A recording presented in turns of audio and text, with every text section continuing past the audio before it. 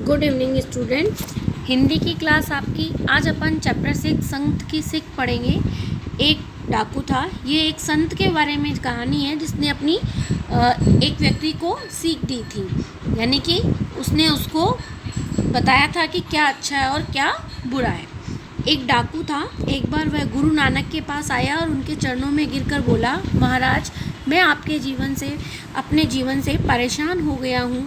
न जाने कितने लोग मैंने लूट कर दुखी किया, उनके घरों को बर्बाद किया। मुझे कोई ऐसा मार्ग बताइए जिससे मैं इस बुराई से बच सकूं। तब गुरु नानक ने ही बड़े प्रेम भाव से उसको कहा कि इसमें कौन सी बड़ी बात है, बुराई करना ही छोड़ दो, उससे तुम अपने आप ही बुराई से बच जाओगे। डाकू वहाँ से चला गया। कुछ दिन बाद वह वापस लौट कर आया और बोला, गुरुजी, मैंने बुराई कर छोड़ने का बहुत प्रयत्न किया, परंतु छोड़ नहीं सका। अपनी आदतों से लाचार हूँ, मुझे कोई उपाय बताइए। वो क्या था, उसकी जो आदतें थी, यानी कि वो अपने आप में जो चेंजेस लाना चाह रहा था, यानी कि अपने आप में जो बदलाव लाना चाह रहा था, वह अपने आप में बदलाव नहीं ला सक रहा था।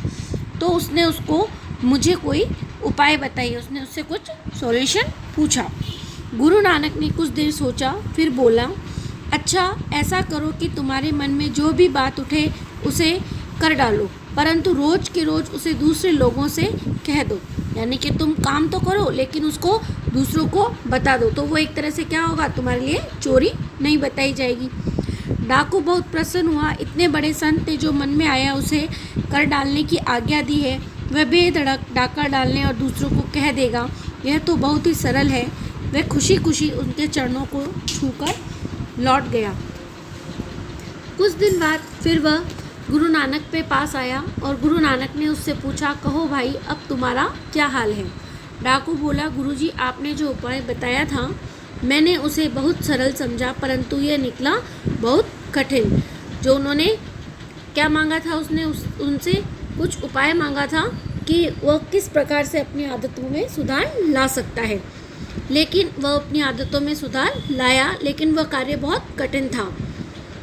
दूसरों के सामने अपनी बुराइयों को कहना, गुरुजी ने इससे बहुत कष्ट होता है। इतना कहकर डाकू चुप हो गया। फिर वह बोला, दोनों में से अब मैंने एक सरल मार्ग चुन लिया है। वह यह है कि मैं अब डाका डालना ही छोड़ दिया है, यानी कि उसने अपनी बुराई को ख़त्म कर दिया था। इसके जो शब्दार्थ हैं ये आप लोग अपनी नोटबुक में नोट डाउन करेंगे।